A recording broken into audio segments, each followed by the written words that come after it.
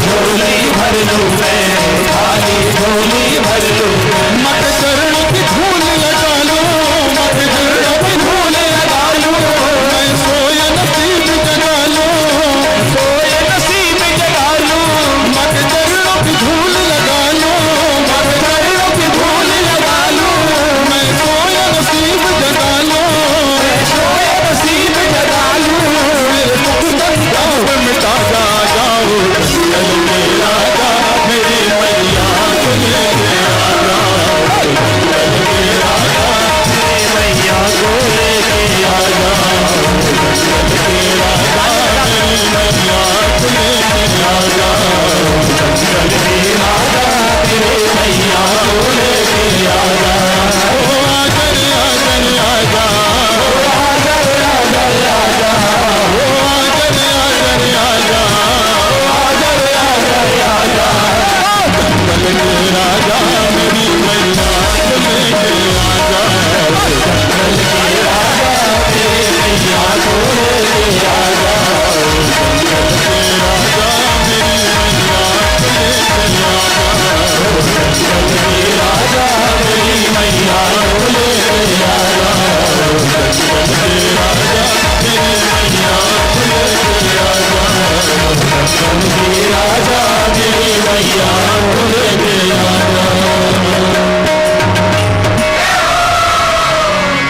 जयकारा शेरा वाली दा बोल साचे दरबार की जय हो, जय हो माई की, चिंता काहे की, जय हो माई की, चिंता काहे की। बोले जगत जननी मैया की जय हो। माँ भर से जीवन में है तो सीखो संयम होना चाहिए। और दो चीज तो है मनुष्य जीवन में, संयम और नियम, संयम और नियम। एक क्षमता होनी चाहिए कुछ पाने के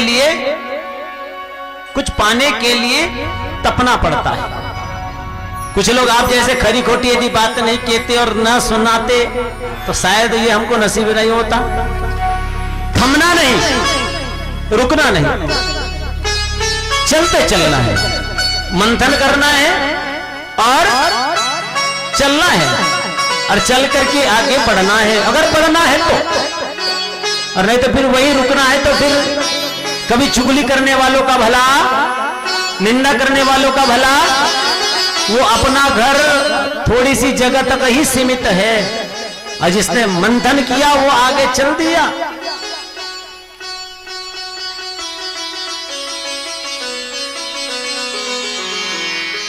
आज 5वां दिवस से है ना। पांचवी देवी कौन सी जानते हैं? पांचवी देवी है स्कंद माता। प्रथमम शैलपुत्री च, द्वितीयम ब्रह्मचारिणी, तृतीयम चंद्रघंटेति, कुसुमांडेति, चतुर्थकम पंचम स्कंदमातेति, षष्ठम कात्यायनीति च, सप्तम कालरात्रीति, महागौरीति चाष्टमम, नवम सिद्धिदात्री च, नवदुर्गा प्रकीर्तिता, उक्तेन तानि नामानि ब्राह्मणेव महात्मनः। नवदुर्गा मैया की जय। भगवान भूत भावत भोलेनाथ का विवाह कराने के पीछे ये मैया का नाम है स्कंद।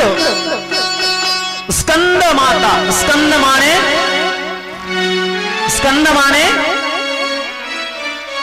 कार्तिक। कार्तिक को कहा गया। कार्तिक की माता जी कौन है? पार्वती जी। लेकिन स्कंद को उत्पन्न करने का कारण क्या है? स्कंद को, स्कंद मतलब कार्तिक स्वामी, 6 मुखों वाले कृतिकाओं ने जिसे दूध पान कराया हो, कृतिकाओं ने दूध पिलाने के कारण बालक का नाम हुआ कार्तिकेय।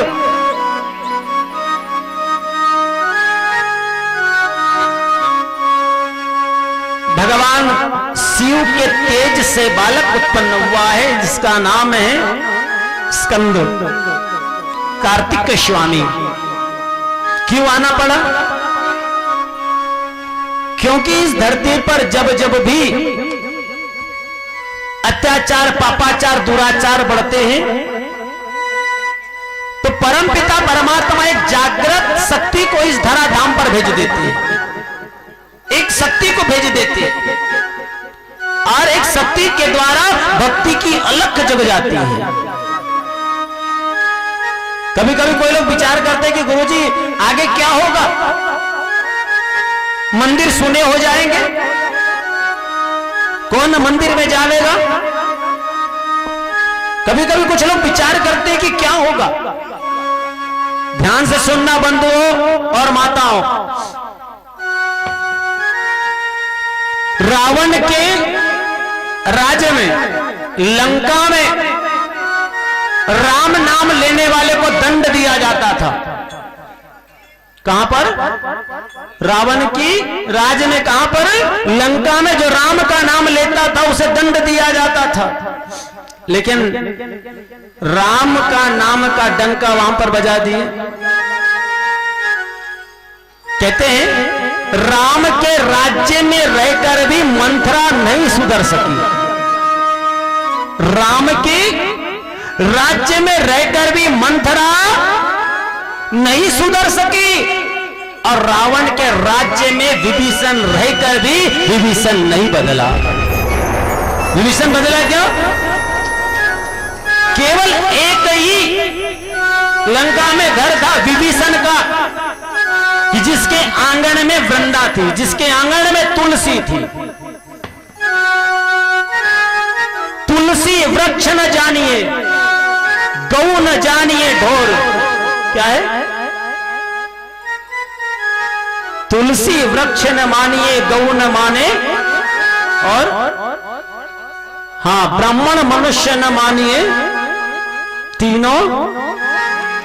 भैया नंद किशोर बोलोगे तो मेरा नाम आता है, चलिए भैया मेरे नाम के पीछे भी ना वास्तव में सोच समझ कर मेरे माता पिता जी ने नाम रखा हो। अब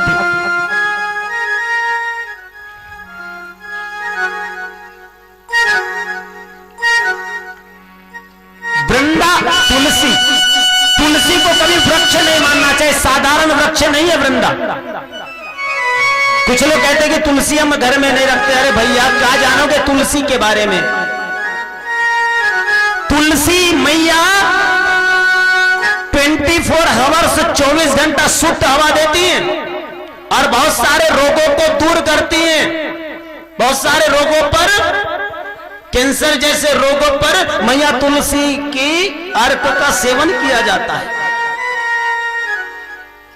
क्या है हमारा देश? देखिए जो चारों तरफ मिलता है जल, पानी मिलता है ना चारों तरफ।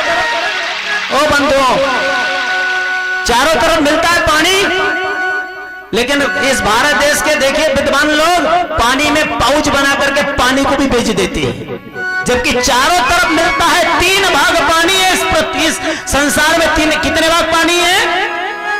3 भाग पानी है, पर्याप्त है, लेकिन पानी का पाउच बनाकर भी आज बेच देते हैं। कहीं ऐसी नौबत न आ जाए कि कुछ दिन के बाद हमको हवा भी लेना पड़े। आज दिल्ली में इतना प्रदूषण हो गया है, दिल्ली में इतना प्रदूषण फैल गया, इतना प्रदूषण है कि वहां सांस लेना मुश्किल हो गया है। आज भी मैंने एक दिन सुना था कि वहां पर जैसे पानी की बोतल मिलती है ना, ऐसी बोतल मिलती है,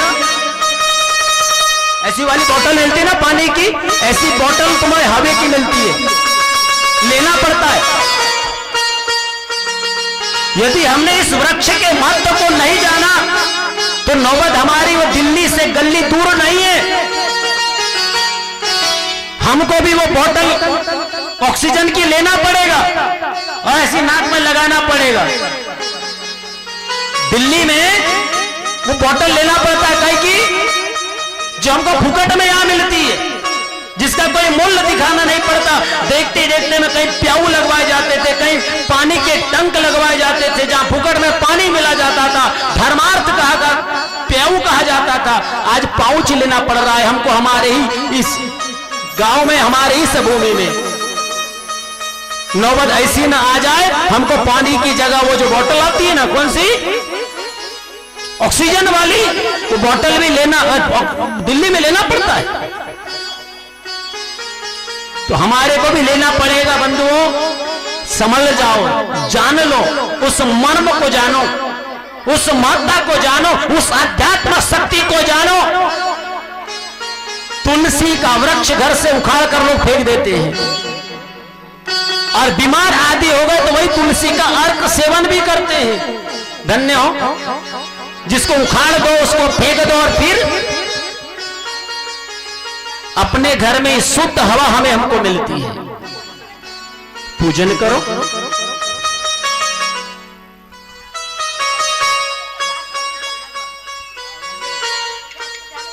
और महाराज हुआ ये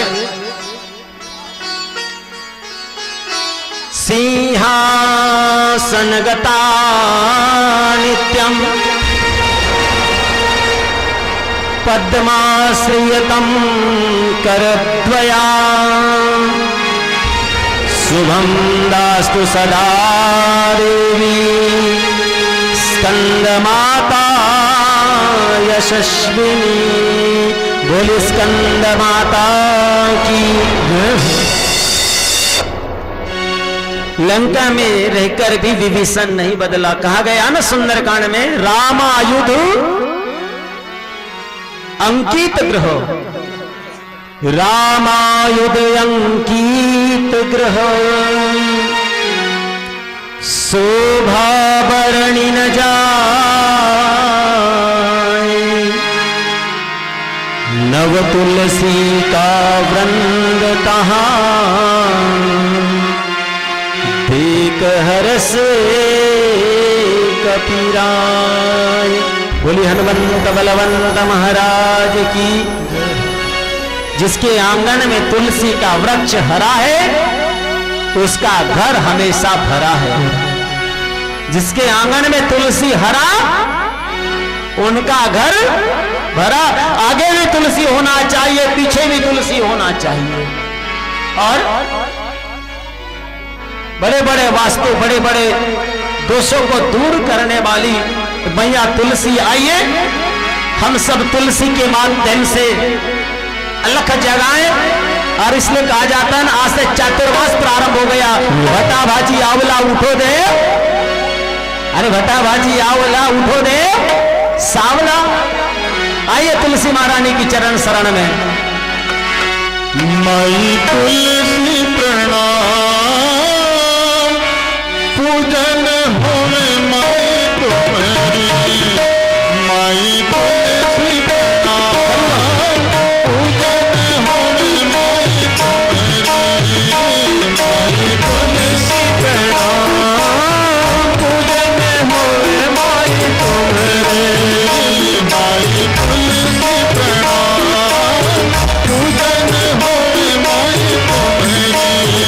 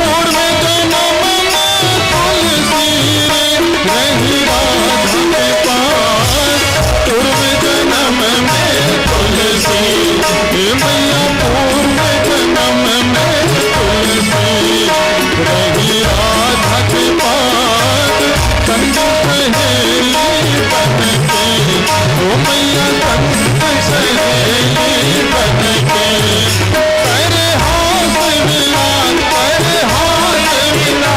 बिनो राधन साब, बिनो राधन साब, पूजन होवे माई तुलसी, माई तुलसी प्रणाम। पूजन होवे माई तुमरो, माई तुलसी प्रणाम। पूजन होवे माई तुमरो।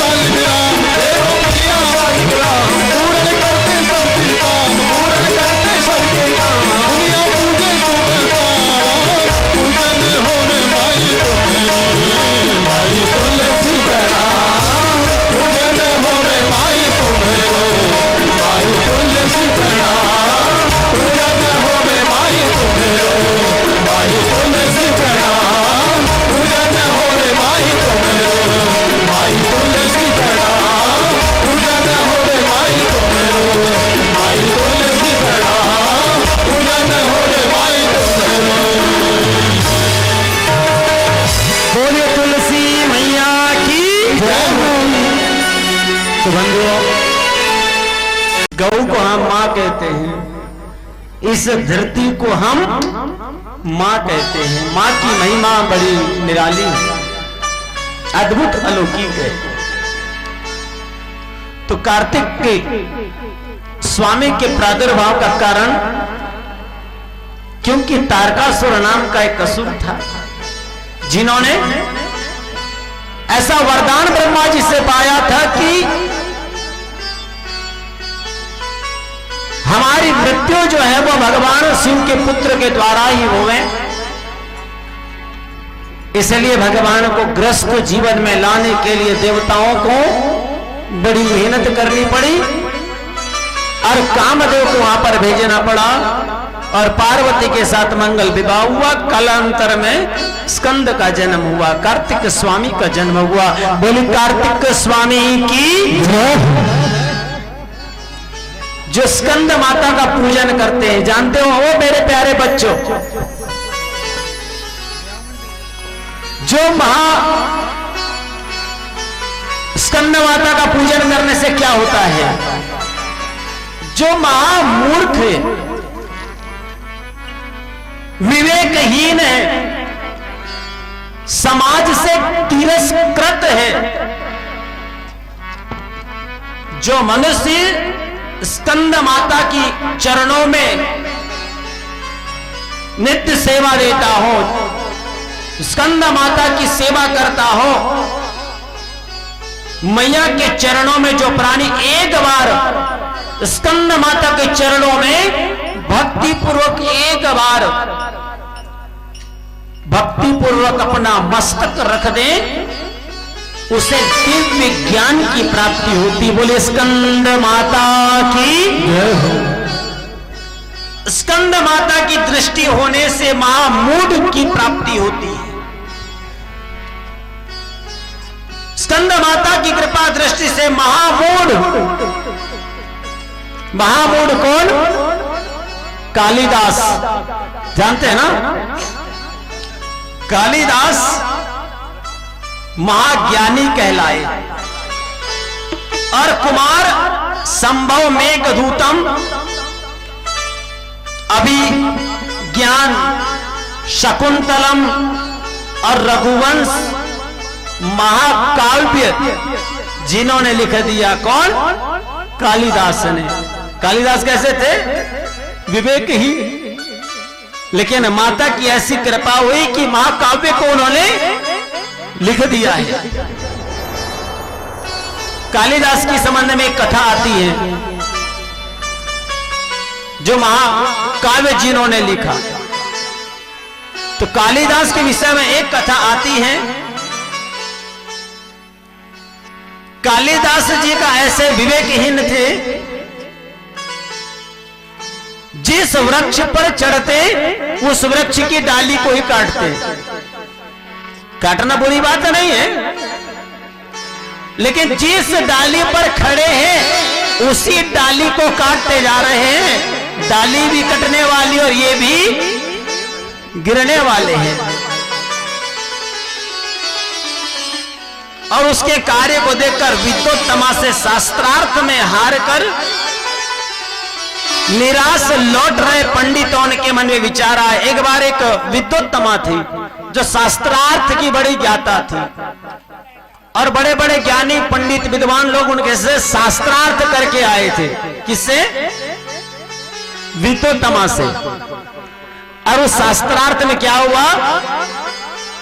पंडितों की हार हो गई।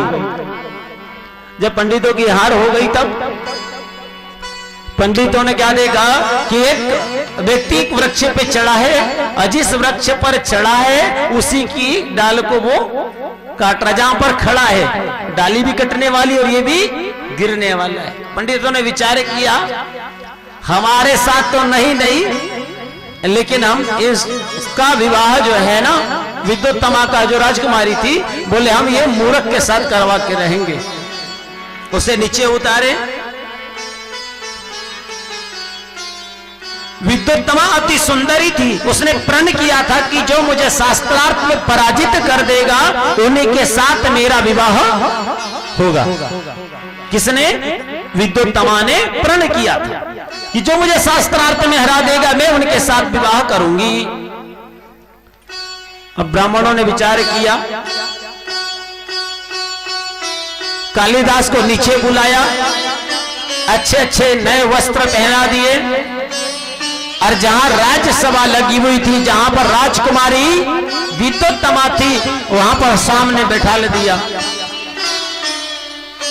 पंडितों ने मार्ग में कालिदास को बता दिया था, विद्योत्तमा कुछ भी पूछे, ध्यान से सुनना, विद्योत्तमा तुम्हें कुछ पूछे, यदि प्रश्न करे तो अपना मुंह बंद रखना, अर्थात कुछ बोलना नहीं, कुछ भी पूछे तो मौन हो जाना। कालिदास जी ने कहा ठीक। अब बैठ गए, राजसभा लगी, विद्योत्तमा बैठी, कालिदास जी बैठे और इतने सारे लोग बैठे सब। विद्योत्तमा ने अब शास्त्रार्थ आरंभ हुआ। पंडितों ने विद्योत्तमा को संबोधित करते हुए कहा कि ये हमारे गुरुदेव है, इनसे जो भी प्रश्न कहो ये उत्तर तुमको देंगे, जिससे भी जो भी प्रश्न पूछोगी आपको ये उत्तर देंगे। लेकिन इस समय ये मौन है। क्या है? मौन है। ध्यान रखना, भजनम भोजनम मौनम। भोजन करते समय तो कम से कम मौन रहना चाहिए, भजन करते समय भी मौन रहना चाहिए, और भोजन करते समय भी मौन रहना चाहिए। क्यों? क्योंकि कहा जाता है जैसे खावे अन्न तैसे होवे, जैसा पीवो पानी वैसी होवे। क्योंकि जब अन्न हम ग्रहण करते हैं, जब हमारे जठराग्नि में जाते हैं, हमारे मन में जैसे जैसे विचार आते हैं ना, वो अन्न का रस हमारी इंद्रियों तक जाता है, वैसा विचार उत्पन्न होता है। और मैंने अपने टीम के सदस्यों के लिए नियम बनाया है, मैं स्वयं भोजन करते समय बोलता नहीं हूं।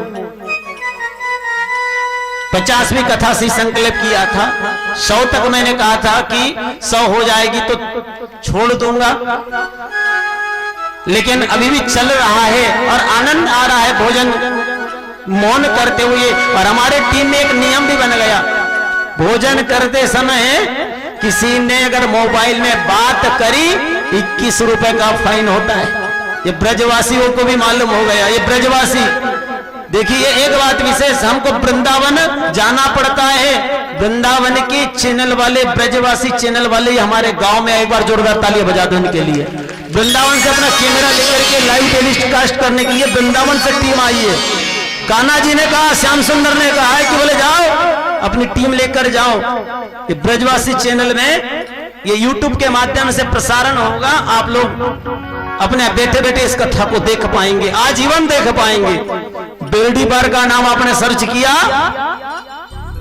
आप देख पाएंगे। वो भी कौन से चैनल पे? ब्रजवासी चैनल पे। और आए भी ब्रजवासी ही है। बोले वृंदावन बिहारी लाल की जय हो। भोजन करते समय किसी ने फोन उठाया तो उस पर 21 रुपए 51 रुपए का फाइन, और वो हमको नहीं चाहिए। वो प्रसाद के रूप में हम बांट देते थे, भैया प्रसाद जमा करो और उसकी प्रसाद ले आओ, सबको बांट दो। उस चक्कर में कोई फोन उठाता नहीं और कोई बात करता नहीं है। क्यों? क्योंकि इतना हम जो धन कमा रहे हैं, किसके लिए? अपने लिए, शरीर के लिए। हम धन तो नहीं खाएंगे लेकिन अन्न खाएंगे, अन्न से हमारा पेट भरेगा। लेकिन अन्न का रस जब हमारी इंद्रियों में जाएगा, एक एक रस में जाएगा, तो हमें ऊर्जा आएगी। और कहे जैसे खाए अन्न तैसे होवे।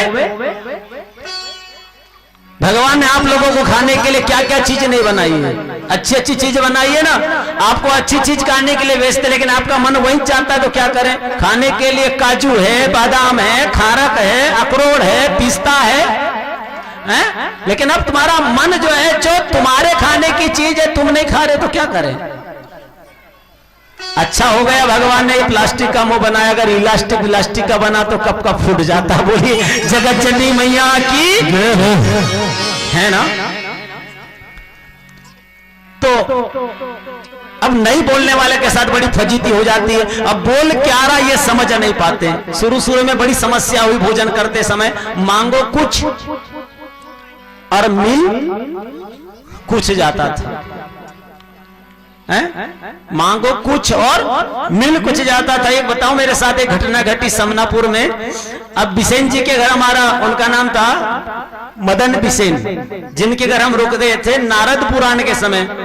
अब हमारी देखा से किसे उनने विचार किया कि गुरुदेव तो आज जो भोजन करते समय मौन नहीं रहते नहीं, इसने बड़ा फायदा है। क्या बड़ा फायदा ये कि बकबक से बच जाता है, झगड़े होने से बच जाता है कि नमक नहीं है, मिर्ची नहीं है, ये नहीं है, वो झगड़े से आदमी बच जाता है। चुपचाप जो थाली में आया गप गप झगड़े से बच जाता है। और उसने प्रण किया कि गुरुदेव मैं भी आज के बाद भोजन में मौन होकर भोजन करूंगा। पूरा समय मौन होकर के भोजन किए, हमारे जब तक रहे तब तक। अब हम आ गए अपने गांव। अब 8-15 दिन बाद हुई क्या घटना, उकुआ पड़ता है गांव के पास। उकुआ में बाजार लगता है, जैसे अपने गांव में बाजार हुआ। अब बाजार में गए, उन्होंने लाल भाजी तो तुअल के दाने तो पोपट के दाने जो जो सामान है वो लेके गए घर। अब माता जी ने उनके यहाँ भोजन बनाई।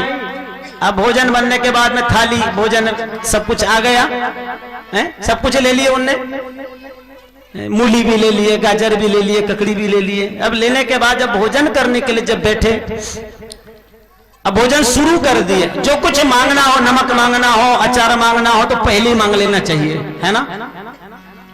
मांगना हो तो पहले ही मांग लेना चाहिए, और नहीं तो फिर जो मिला उसी में खुश रहना चाहिए। अब इन्होंने भोजन शुरू किया। नाभ्यासीरंतरिक्ष दिष्णोधो समव्रतता पद्माभ्याम भूमि दिशा श्रोता तथा लोका अकल्पयन। भोजन शुरू किया, 2-4 निवाला ग्रहण किया, आधा भोजन हुआ और याद आई, याद आई मूली की। अब मूली का इशारा करे तो कैसा करे। अब वो इशारा करने लगा। आप बोले क्या बोल रहे, मुसर लाने बोल रहे कि क्या बोल रहे भगवान जाने। वो इशारा कर रही है। अब वो इशारा कर रहे, खाना खाते खाते इशारा करे। अब उसको समझे ना, गिलास ला दी, लोटा ला दी, मग्गा ला दी, एक इतना बड़ा डंडा भी ला के रख दी। आज बोले तेरा सत्यनारायण हो जा। मैं कहां के कहां महाराज जी की चक्कर में, मौन होके चक्कर में फंस गया। मेरे को खाना कुछ चाहिए, ला कुछ रही है। अब बेचारी समझे ना, पूरा खाना हो गया। बोले क्या ये लकड़ी भाटा जमा कर रखी है, मेरे को मूली चाहिए था। तो बोले पहले से मांग लेना था ना, ये ऐसा ऐसा करके क्या मतलब है। बोले जगत चंडी मैया की।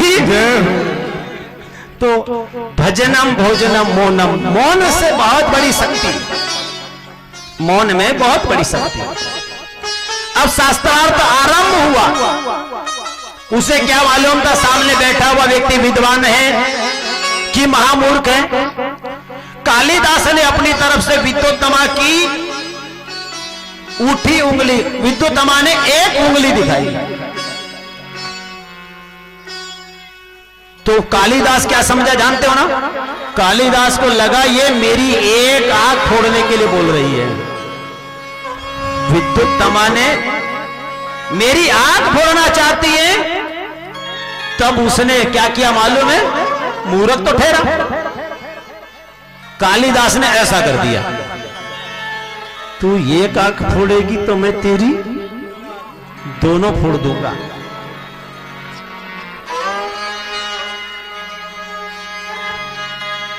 वहां के पंडितों ने विस्तार इस प्रकार से किया। विद्युतमा ने एक उंगली दिखाई, इसका मतलब था कि ईश्वर एक है। ईश्वर साक्षी सर्वभूतानाम, ईश्वर एक है। तो पंडित जी ने 2 उंगली उठाकर इसका क्या बताया, 2 उंगली उठाने का अर्थ यह है ईश्वर और जीव, ईश्वर और ये 2 है।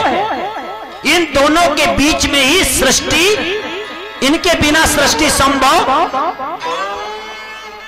आप जानते हो जब मृत्यु हो जाती है, शरीर से प्राण निकल जाते, किसी ने कहा आत्मा गुरुजी कहां रहती है, तो ये 2 भ्रुकुटी के बीच में रहती है।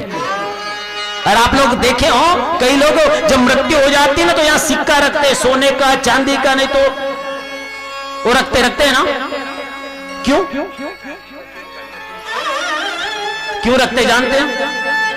क्योंकि वो चेतन में दिव्य आत्मा यहां पर रहती है, उसको ले जाते हैं शव यात्रा में, अग्नि संस्कार कराया जाता है, संस्कार हो गया, शरीर से प्राण निकल गए, अग्नि के साथ शव को जला दिया जाता है।